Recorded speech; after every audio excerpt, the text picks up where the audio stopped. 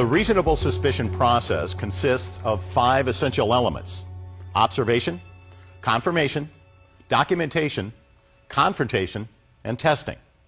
These elements may not occur in this specific order, but it's important that they all be touched on as part of the reasonable suspicion process.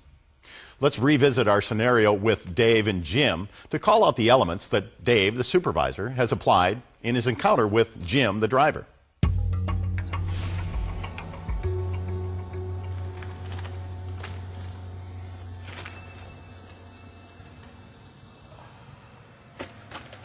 Jim, I thought you'd be gone by now. Oh, yeah, Dave. I guess I'm running a little late. I can't seem to find the paperwork I got from dispatch this morning. Let me take a look.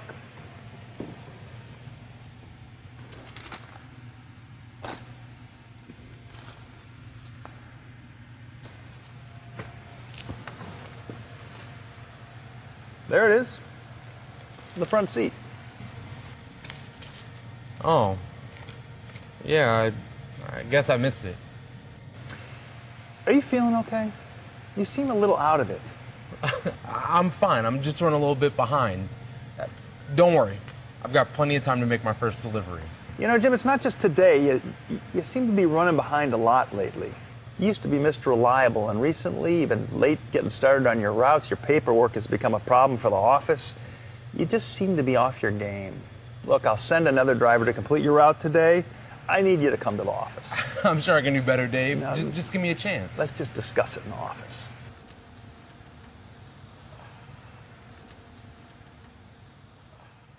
From this conversation, we can conclude that Dave has touched on at least 2 important elements of the reasonable suspicion process. First, he's observed that Jim is behaving in an uncharacteristic way. In fact, today's encounter serves to confirm earlier observations. Having observed Jim's behavior in the past and confirmed those observations in today's encounter, Dave has moved the conversation to a private setting. Jim, over the last few weeks, I've observed significant changes in your performance. You've been late a number of times, not only on your routes, but with your paperwork, and frankly, your appearance is not as professional as it used to be. These problems today just confirm what's been going on for a long time. I'm sure I can do better. I'm just a little tired lately. Having shared his observations with the driver, our supervisor moves on to confronting the issue head on.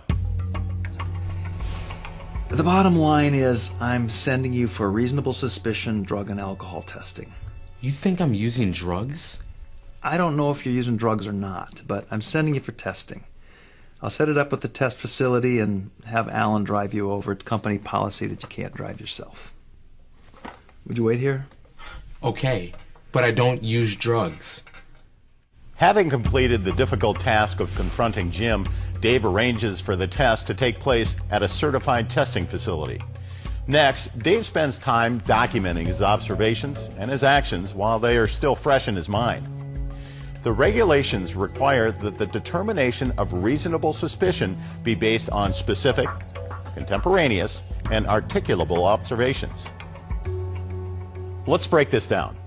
Contemporaneous means the observations occur in the moment while the behaviors are taking place. And articulable means that you can clearly describe what you have observed. So Dave must be specific when documenting appearance, behavior, speech patterns, or odors that triggered him to send Jim for testing. This documentation is required for both alcohol tests and controlled substances tests. It must be completed within 24 hours of the observed behavior or before the test results are released, whichever is earlier. Also, the supervisor or company official who made the observations must sign the documentation. The regulations are specific about the requirements for a reasonable suspicion test. This means that you can't send a driver for testing because you have a gut feeling that the driver may be abusing alcohol or using controlled substances. And you can't send a driver for testing if someone else tells you that they think a driver should be sent for testing. You must make the observations yourself. And you must be prepared to describe these observations in a way that can be part of the documentation.